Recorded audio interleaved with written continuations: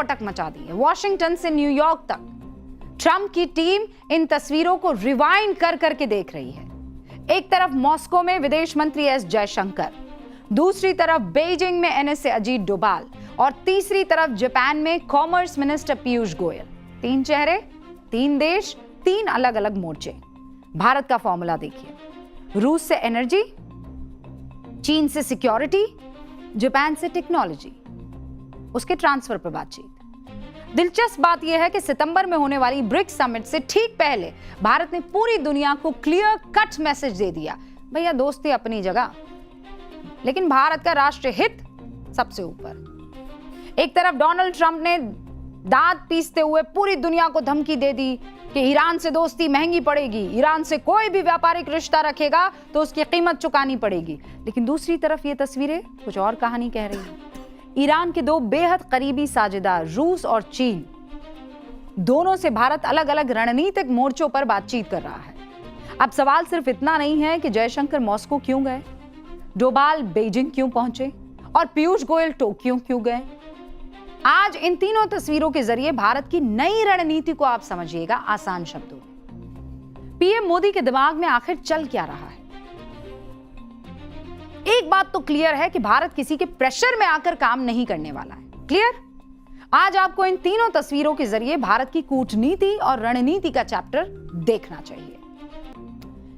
भारत के विदेश मंत्री एस जयशंकर ने कल रूस के राष्ट्रपति व्लादिमीर पुतिन से मुलाकात की और पीएम मोदी की शुभकामनाएं और निजी संदेश उनको सौंपा। इस दौरान पुतिन ने यह भी कह दिया कि मोदी जी से जल्द ही मुलाकात की उम्मीद है। बस यहीं से कहानी में थोड़ा भूचाल आ जाता है।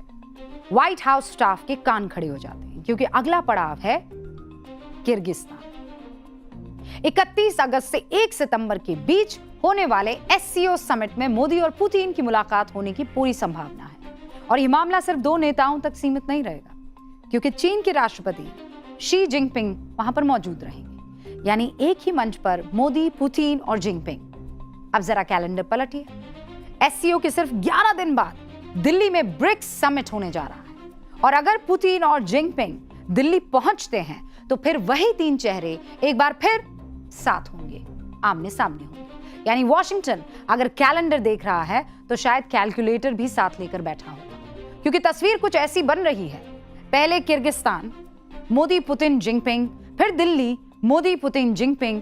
इस पर आगे हम मैं और डिटेल में बात करेंगे, लेकिन कल मॉस्को में जो हुआ उससे ट्रंप की टीम की परेशानी कैसे बढ़ गई है वो बताती हूं, क्योंकि पुतिन ने भारत के साथ व्यापार बढ़ाने का वादा फिर से दोहरा दिया है। भारत और रूस ने 2030 तक आपसी कारोबार को $100 अरब तक ले जाने का लक्ष्य रखा है। 2025-26 में दोनों देशों के बीच करीब $60 अरब का व्यापार हो चुका है। यह आंकड़ा इसलिए खास है क्योंकि अमेरिका और ट्रंप की धमकी के बावजूद दोनों देशों के बीच व्यापार जारी रहा है। ईरान युद्ध से भारत में कच्चे तेल और यूरिया का संकट पैदा हुआ, लेकिन रूस के जरिए सप्लाई जारी रही। अब रूस भारत को यूरिया सप्लाई करने वाला सबसे बड़ा देश बन गया है।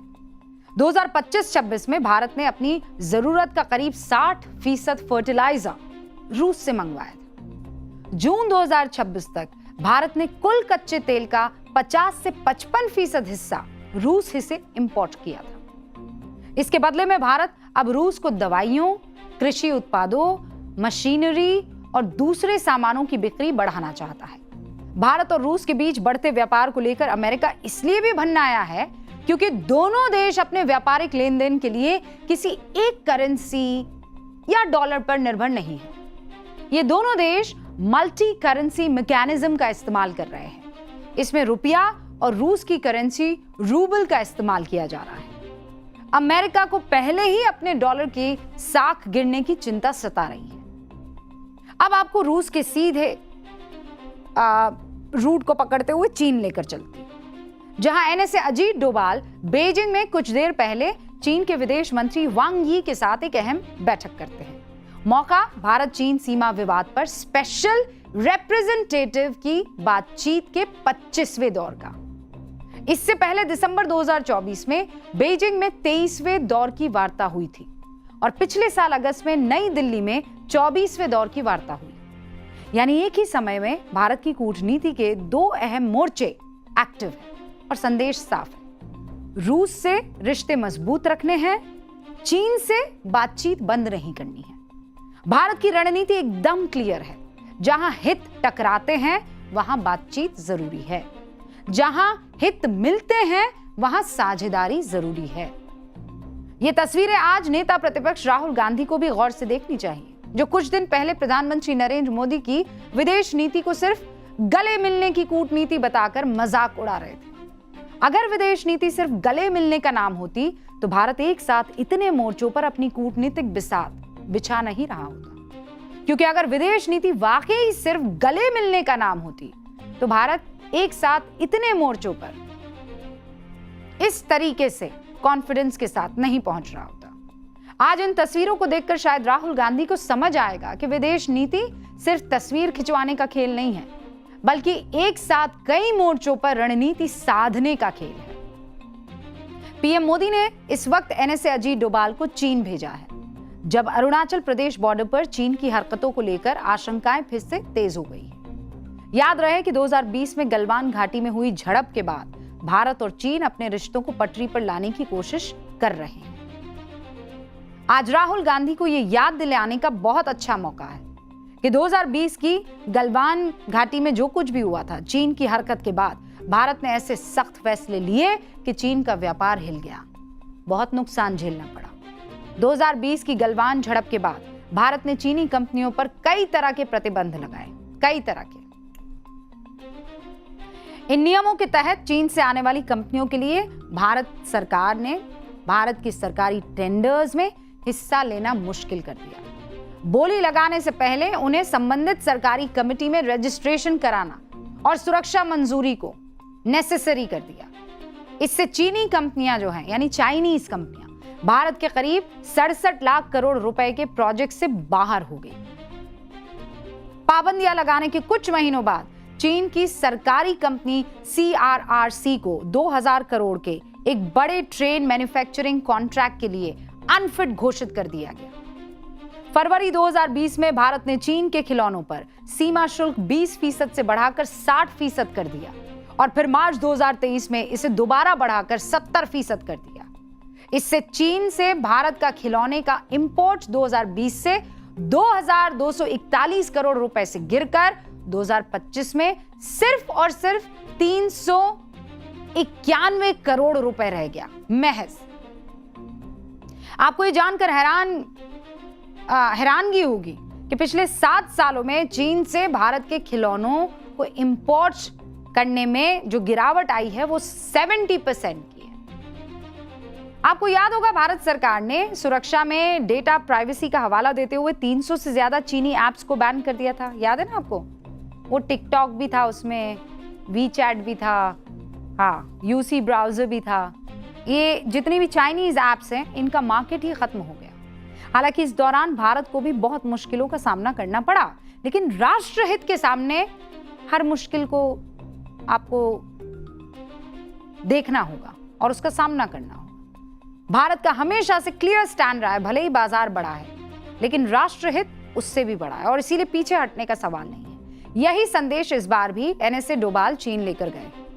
डोभाल का ये दौरा इसलिए भी बेहद अहम माना जा रहा है क्योंकि अगले महीने दिल्ली में ब्रिक्स समिट होने जा रहा है और इसमें चीन के राष्ट्रपति शी जिनपिंग शामिल होंगे, ऐसी चर्चा है।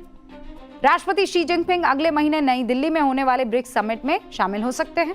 7 साल बाद ये भारत का दौरा होगा उनका, 7 साल बाद। 12-13 सितंबर को भारत ब्रिक्स सम्मेलन की मेजबानी करेगा। रॉयटर्स के मुताबिक जिनपिंग के साथ करीब 400 अधिकारियों का बड़ा प्रतिनिधिमंडल आ सकता है। जिनपिंग आखिरी बार 2019 में भारत आए थे, तब उनके साथ करीब 200 चीनी अधिकारी थे। इस बार जिनपिंग के भारत दौरे से पहले LAC पर शांति और सीमा विवाद सबसे अहम मुद्दा है। भारत और चीन ऐसी व्यवस्था बनाने पर बातचीत कर रहे हैं जिसमें सीमा पर किसी भी तरह की झड़प या तनाव हो तो उसका असर दोनों देशों के बाकी रिश्तों पर ना पड़े।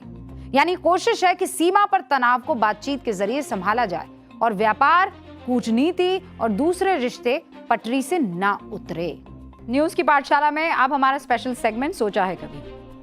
राजस्थान के उदयपुर से 60 किलोमीटर दूर अरावली की पहाड़ी में इडाना माता का एक बहुत खूबसूरत मंदिर है। इस मंदिर में हर महीने 2 से 3 बार अपने आप आग लग जाती है। आग इतनी भयानक होती है कि 20-20 फीट की लपटें उठती हैं। ये आग क्यों लगती है इसका पता आज तक नहीं चल पाया है, लेकिन लोगों का मानना है कि अखंड जोत, दिए या धूप कपूर की वजह से आग लगती है।